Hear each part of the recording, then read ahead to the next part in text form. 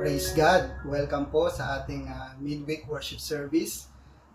Tunay nga po ang Panginoong Diyos ay patuloy po tayong iniingatan, lalo na po sa panahong ito, ano po, no?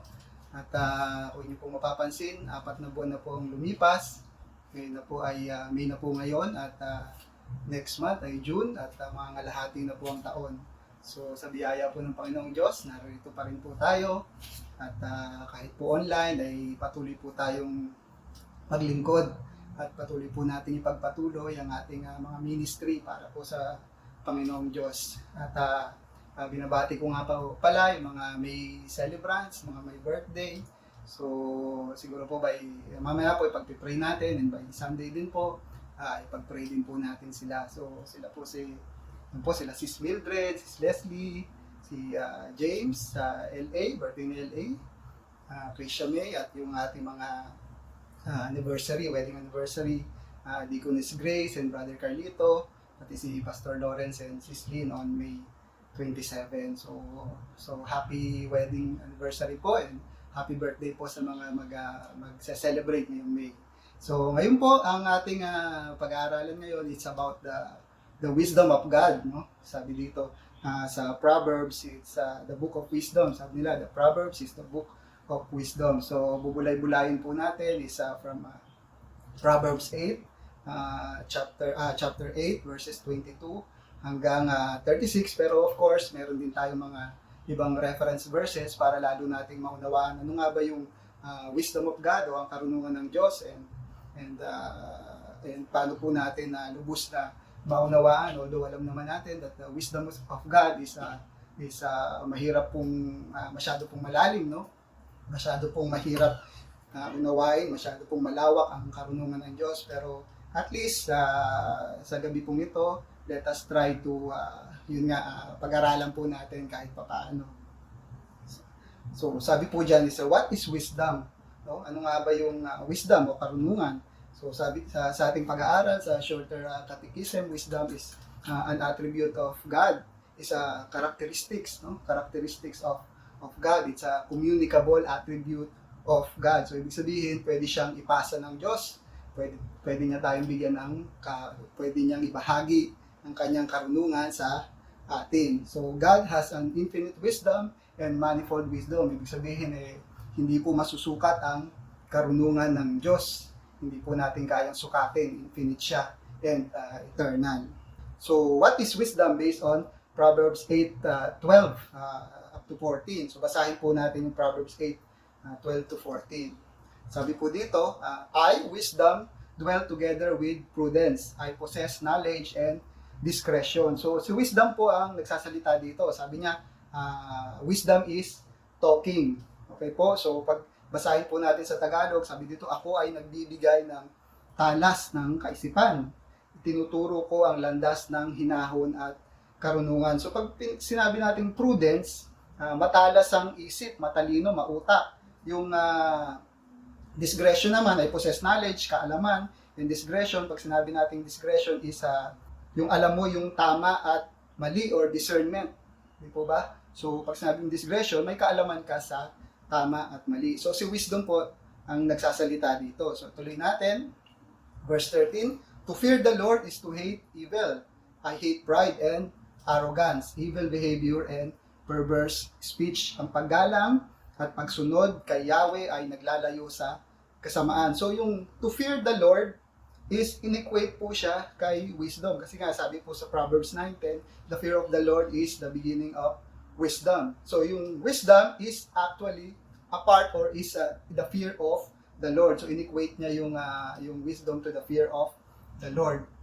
Okay po. And in verse 14, counsel and sound judgment are mine. I have insight, I have power. So counsel means advice or payo. Sound judgment means correct judgment o tama yung kanyang paghatol.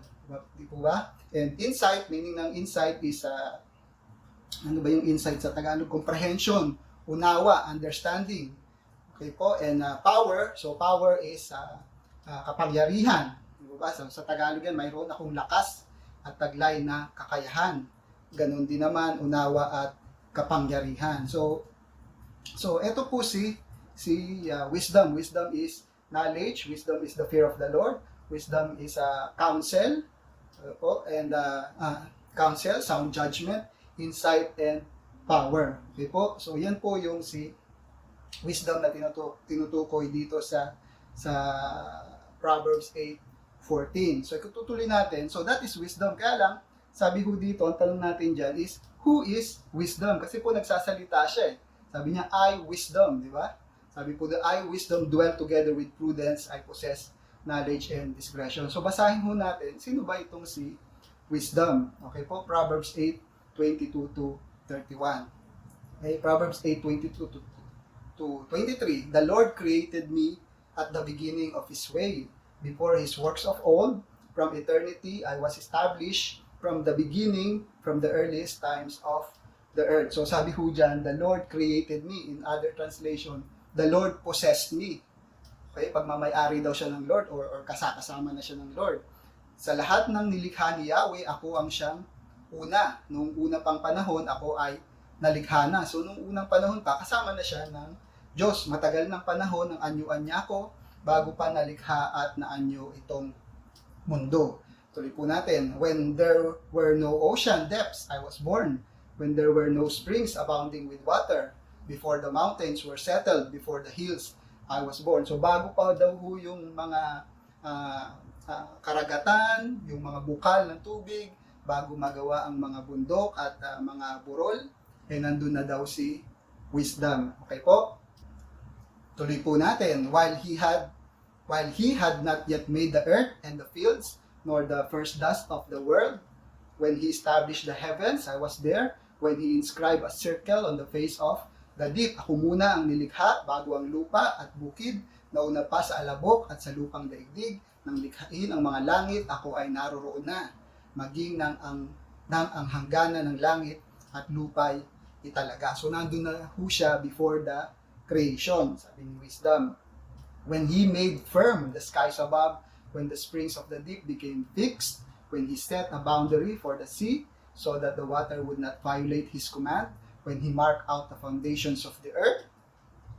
Verse 30, then I was beside him as a master workman, and I was his delight daily, rejoicing always before him. So sabi ho dyan, ako'y lagi niyang kasama at katulong sa gawain. Ako ay ligaya niya at sa akin siya'y aliw. So sabi ho ni wisdom o ni karunungan, inaaliw niya ang Lord. He is rejoicing with the Lord, or he is or actually dito po yung wisdom is babae ho siya. So she dapat.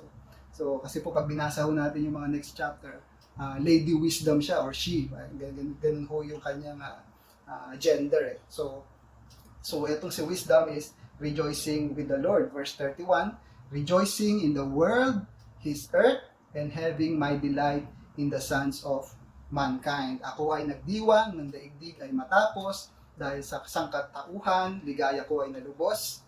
Okay po? So, yan po yung sabi ni wisdom. So, sabi dyan, in the beginning, wisdom was there. Bago ho likhain ang lahat, bago ho lumikha ang Diyos ng langit, ng lupa, ng daigdig, wisdom was already there. Nandun na yung karunungan. So, kung i-analyze natin mabuti, in the beginning, there was God. Di ba? God created the heaven and the earth. So, Genesis 1:1. And other from God, there was the Word of God. Di po ba? John 1:1, in the beginning was the Word, and the Word was with God, and the Word was God. So, in the beginning, there was God, and there was the Word of God, and based sa ating binasa, Proverbs 8:22, nandun din po yung wisdom of God. So, sino ho bang nauna dyan? Si wisdom o si Word? Di ho ba? O sabay ba sila? So, sabi ho sa Proverbs 2:6, for the Lord giveth wisdom, out of His mouth cometh knowledge and understanding. Sapagkat si Yahweh ang nagkakaloob ng karunungan, sa bibig niya ang kaalaman at unaway bumubukal. So, wisdom transforms into words. Ang karunungan po, bago siya maging word, kumaga, kaalaman muna siya and karunungan, and nagtatransform siya into words. Sabi nga dyan, the Lord giveth wisdom out of the mouth. Okay po? So bago siya maging word, wisdom muna siya. So, in the beginning, there was the Word of God, and there was the wisdom of God. And ito pong cycle na to, God, Word, and Wisdom, lagi ho siyang nagre-repeat. So, meron ho siyang pattern that there was God, there is the wisdom of God, and there was the Word of God. So, pattern ho siya sa Bible. So, like this, in the Garden of Eden, so sa Garden of Eden, nandun po ang Diyos. Okay po, nandun yung tree of life. Okay? And then, nandun yung tree of knowledge of good and evil. So, sabi po sa John 1:1, no, in the beginning was the Word, and the Word was with God, and the Word was God. He was with God in the beginning. Verse 3, through Him all things were made. Without Him nothing was made that has been made. So, John 1:4, in Him, ibig sabihin, the Word was life, and that life was the light of all mankind. So, in the Garden of Eden, there was God, there was the tree of life, and then through the Word, nagkaroon po ng life. Everything was created because of the Word, and there was the tree of knowledge. Okay po? So, inside the temple, sa tabernacle ni Moises, ito po yung nadaanan natin dati, and inside the Solomon's temple and the Jewish temple, nandun po yung Ark of the Covenant, which have the mercy throne of God. So, nandun yung mercy throne of God, nandun yung bread, okay po? And nandun yung lampstand or yung ilawan. So, yan po yung mga symbol sa loob ng temple. Okay po? And in the kingdom of heaven, okay, ganun din siya. Nandun yung throne of God. Nandun si Jesus Christ, right hand of God. Or the lamb na merong 7 eyes and 7 horns. Di po ba? And then, nandun din yung 7 spirits of God or the 7 lamps of fire. So, nandun silang tatlo. Aside from them, nandun din yung 4 living creatures, nandun yung 24 elders, and nandun yung multitude, mga angels, yung multitude of angels. So, dyan po sa kingdom of heaven. So, yun po yung pattern nila lagi. So, there was God, there was the Word of God, the wisdom of God. Sa Garden of Eden, nandun yung tree of life and tree of knowledge. Sa tabernacle or sa temple, nandun yung mercy throne and the bread and the lampstand. And then dun din sa heaven, nandun po ang Diyos. Sa kanan ng Diyos, nandun yung Lamb of God. And then nandun din yung 7 spirits of God or 7 lamps of fire. So pagtuunan po natin ng pansin itong 7 spirits. Ano ba yung 7 spirits na yan? So sabi dyan, the 7 spirits of God, no, if you read the Revelation, book of Revelation, chapter 4 and chapter 5, ang tawag din dyan is the 7 lamps of fire. So bakit siya 7? Okay, bakit 7 lamps of fire? So basahin po natin yung Isaiah 11, 1 to 2. Sabi po sa Isaiah 11, 1 to 2, then a shoot will spring from the stem of Jesse, and a branch from his roots will bear fruit. The Spirit of the Lord will rest on him, the Spirit of counsel and might, the Spirit of knowledge and the fear of the Lord, and the fear of the Lord. So ito pong lampstand, actually yung gitnang part niya, it's like a tree, na yung gitna po is yung trunk or yung body ng puno. At yung tigatlong branches, merong 3 branches sa right, and then merong 3 branches sa left. So, kung titignan nyo, parang 7 ilaw siya. But actually, yung gitna niya, yun yung pinakakatawan ng puno. So, sabi dyan, the Spirit of the Lord will rest on him. So, yung pinakakatawan niya, it's the Spirit of the Lord. Okay po? And then, sabi dyan, will rest on the Spirit of wisdom. Okay? Nandun po yung Spirit of wisdom. And then, and understanding. Okay? Spirit of wisdom, understanding, Spirit of counsel, and might, di ba ba? And then the spirit of knowledge and the fear of the Lord. So mananahan sa kanya ang espiritu ni Yahweh, ang espiritu ng karunungan at pangunawa, ng mabuting payo at kalakasan, kaalaman at pagsunod at paggalang kay Yahweh. So kung i-analyze mo natin maigi, itong Isaiah 11:1 to 2, halos pareho siya nung binasa natin kanina na Proverbs 8 to 12. Ano ba sabi sa Proverbs 8 to 12? Di ba? Sabi niya, I, wisdom, so wisdom, dwell with prudence and I find knowledge. Di ba? Meron siyang knowledge. And discretion. The fear of the Lord is to hate evil, pride, arrogance, the evil way, and perverted mouth, I hate. Sabi niya, verse 14, 8:14, advice is mine. Yan, si advice. Sound wisdom or sound judgment. So sa ibang translation ho, yan ho, yung kanina binasa natin, sound judgment, but this time sound wisdom, pareho lang ho yan. I am understanding and power is mine. So ito pong Isaiah 11:1 and 2, halos synonymous ho siya or halos pareha siya ng sinasabi ng Proverbs 8:12 to 14. So that is yung seven lamps of fire or yung lampstand, it symbolizes the Spirit of the Lord or the wisdom of the Lord. Diba? So, the next na tanong dyan, the Spirit of God and the wisdom of God, how are they related? Ano ho ba yung relationship ng Spirit of God and then the wisdom of God? Paano po natin yan ipag-uugnayin o i-correlate? So, sabi ho sa 1 Corinthians 2:10, si Apostol Pablo po ang nagsabi nito. Babasahin ho natin yung 1 Corinthians 2:10. Sabi niya, these things God has revealed to us through the Spirit or the Holy Spirit.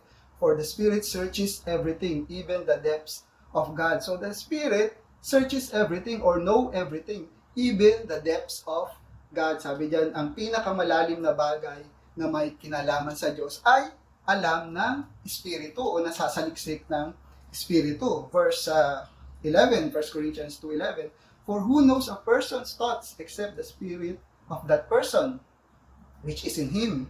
So also no one comprehends the thoughts of God except the Spirit of God. Walang nakakaalam sa iniisip ng isang tao maliban sa kanyang sariling espiritu.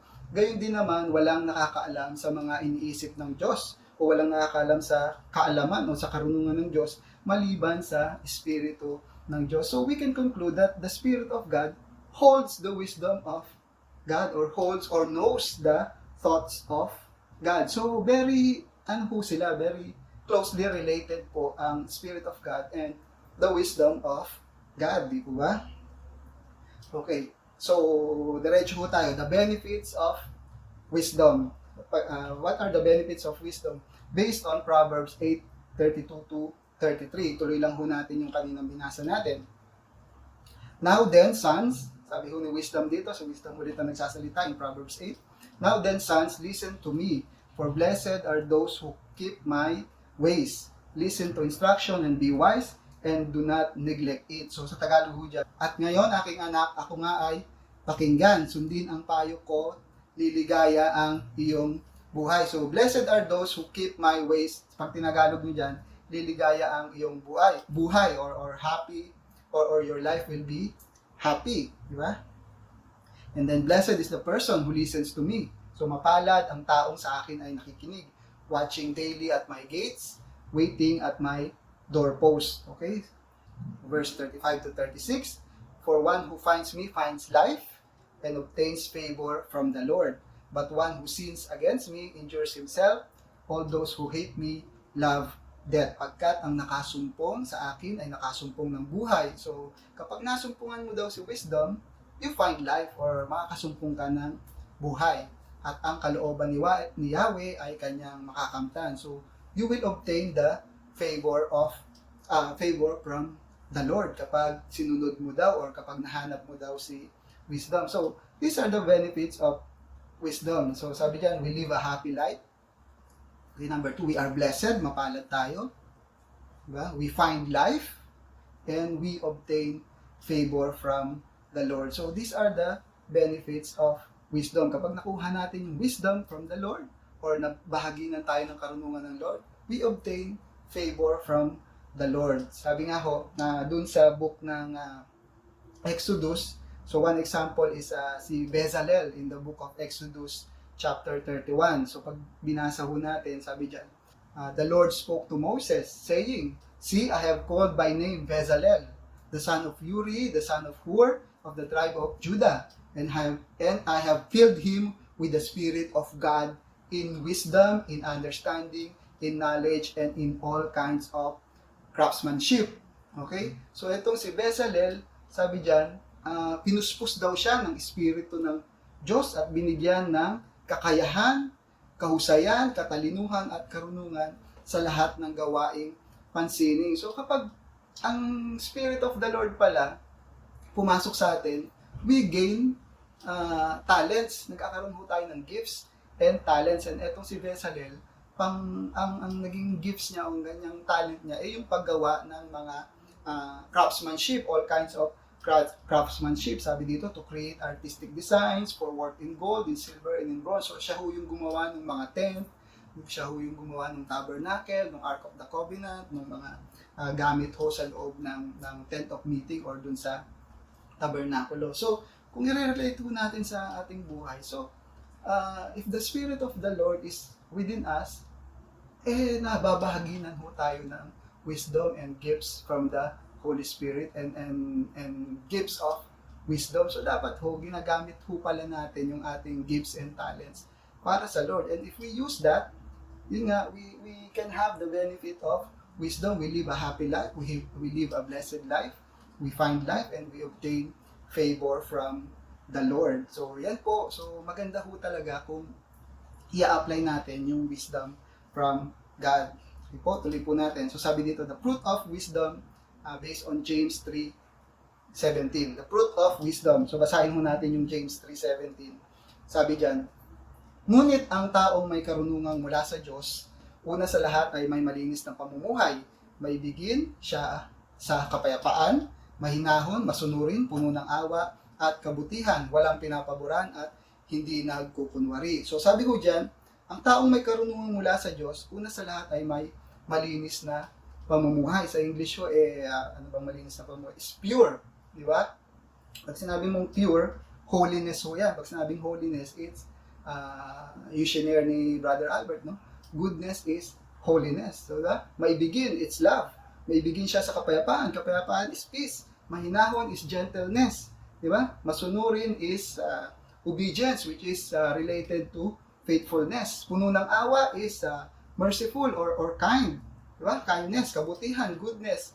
Diba? Walang pinapaboran or no favoritism at hindi nagkukunwari. So always sincere or faithful or faithfulness. So the fruit of wisdom, kung isa-isahin natin, it has love, it has peace, it has gentleness, it has goodness, kindness. Parehas po siya nung fruit of the Spirit na sinishare ng ating mga kabataan, di ba? So they are closely related. The fruit of wisdom is almost the same as the fruit of the Spirit, which is love, joy, peace, di ba? Patience, kindness, goodness, gentleness, and self-control. So halos magkapareho ho sila. Okay po? So to sum it up or to conclude ho natin. So we have to listen to wisdom. Makinig ho tayo kay wisdom. Sabi ho ni James, no? James 1:5. Sabi nga nila, paano ho, elder or pastor, wala ho akong wisdom. Gusto ko maging matalino, gusto ko rin marunong. Sabi nga ho ni James ni Santiago, chapter 1, verse 5, ngunit kung ang sino man sa inyo ay kulang sa karunungan, humingi siya sa Diyos at siya ay bibigyan, sapagkat ang Diyos ay nagbibigay ng sagana at hindi nanunumbat. So, we have to listen to the wisdom of God, or kung gusto talaga nating magkaroon ng wisdom, humingi ho tayo sa Lord, sabi ni James, di ba? So let us listen to wisdom and let us ask wisdom from the Lord. Okay po? Number 2, sabi diyan, be guided by the Holy Spirit. So sabi ho natin, pray ho tayo lagi, no? Gabayan tayo ng Espiritu Santo, patnubayan ho tayo ng Espiritu Santo. Pero paano ho ba tayo papatnubayan ng Espiritu Santo? It's also through the wisdom of God. So if we read Luke 11, 9-13, basahin ko po yung Luke 11, 9-13. Sabi ho dito, Luke 11:9, kaya sinasabi ko sa inyo, humingi kayo at kayo bibigyan, humanap kayo at kayo makakasumpong, kumato kayo at ang pinto'y bubuksan para sa inyo, sapagkat tumatanggap ang bawat humihingi, nakakasumpong ang bawat humahanap at binubuksan ang pinto sa bawat kumakatok. Kayong mga ama, bibigyan ba ninyo ng ahas ang inyong anak kung humihingi ng isda? Bibigyan ba ninyo ng alakdan kung siya humihingi ng itlog? Verse 13, kung kayong masasama ay marunong magbigay ng mabubuting bagay sa inyong mga anak, gaano pa kaya ang inyong amang nasa langit? Ibibigay niya ang Espiritu Santo sa mga humihingi sa Kanya. So ang Lord, same thing with James, kung hihingi ka doon ng karunungan, bibigyan ka ng Lord. And then sinasabi naman ni Jesus Christ dito, humingi, kung kayo hihingi, kung kayo ikakatok, bibigyan din ho kayo. Bibigyan ho kayo ng Espiritu Santo. Sabi dito ibibigay niya ang Espiritu Santo sa mga humihingi sa Kanya.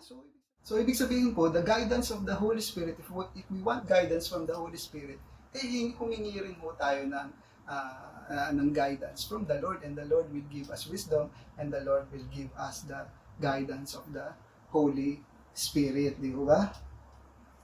And then, if we have wisdom, we have the Holy Spirit, we have to bear the fruits of wisdom or the fruits of the Holy Spirit. Dapat ho nagbubunga yung wisdom of God or the Holy Spirit na nasa atin. So yun nga, discuss na yan ng ating mga kabataan, no? So sila, buti pa yung mga kabataan, no? Nag-share sila ng Word of God. Sinishare nila yung the fruits of the Holy Spirit. So malapit nang matapos yan. Yung huli na ho yata is si Brother Rap this coming Friday. So praise God at yung mga kabataan natin, ginagamit nila yung gifts nila, ginagamit nila yung talents nila, nagsishare ho sila ng Word of God. Para sa ministry, para maipakalat ang gospel. So tayong lahat, ganun din po dapat, no? So we have to bear the fruits of the Holy Spirit. And then lastly, if we have wisdom, we apply wisdom, we have the guidance of the Holy Spirit, we bear fruits of the Holy Spirit and wisdom, then we obtain favor from the Lord. Okay po, di ba? Napakasarap po niyan. You have the favor or nasa iyo yung pabor ng Panginoong Diyos. Okay? So hindi ho tayo the mercy of God and then the blessings of God, kaya ho natin kunin. Bakit po? Because we are using the wisdom from God and we are using the gifts from the Holy Spirit and we obtain favor from the Lord. Diba? So let us be wise sa ating lahat na gagawin. Katulad ho, ngayon, Wednesday, midweek service, alam mo, sabi ng Holy Spirit, the Holy Spirit is guiding you. Ngayon ay Wednesday, 7 p.m., meron tayong Wednesday midweek service. Di ba? So, ang gagawin ho natin, aabangan natin and makikinig ho tayo. That is the guidance of the Holy Spirit. Pero ang nangyayari ho is, nasan ho ba yung iba? Di ba? Pag tinitingnan ho natin, pag nagla-live si Pastor Arman, ilan lang naman ho. Lagi ho natin yung mga sumasali dyan o yung mga nagla-live. Ilan lang, bibilang lang, di ba? So, alam mo sinabi na ng Spirit na may ministry every Wednesday night. May Sunday service every Sunday na 9 a.m. So, kung sinasabi ng Spirit yan, so dapat, kung nakikinig talaga tayo, is susundin natin, susunod tayo. Di ba? So, sabi ng Holy Spirit, take rest, mag-rest ka. Sunday, di ba? Mag-rest ka. Or Sabado, sabihin na natin Sabado, Sabbath day. Di mag-rest ho tayo. Kasi para rin naman sa atin yan. Dinisign ho ang rest para ho makapagpahinga ang tao at para ma-replenish yung kanyang energy. So, let us listen to wisdom. Let us always read our Bible para ho mag-grow yung ating knowledge and wisdom. And if we grow in knowledge and wisdom, sabi nga ni Brother Harms, grow in the knowledge of the Lord, and we also grow in the grace of God. Why? Because we obtain the favor from the Lord. Di po ba? So, yan lang ho yan. We should always listen to wisdom. We should always listen to the guidance of the Holy Spirit. We should bear the fruits of wisdom or fruits of the Spirit. And if we do all this, we can have the favor of the Lord. Amen po. Amen. So God bless us all. Let us pray.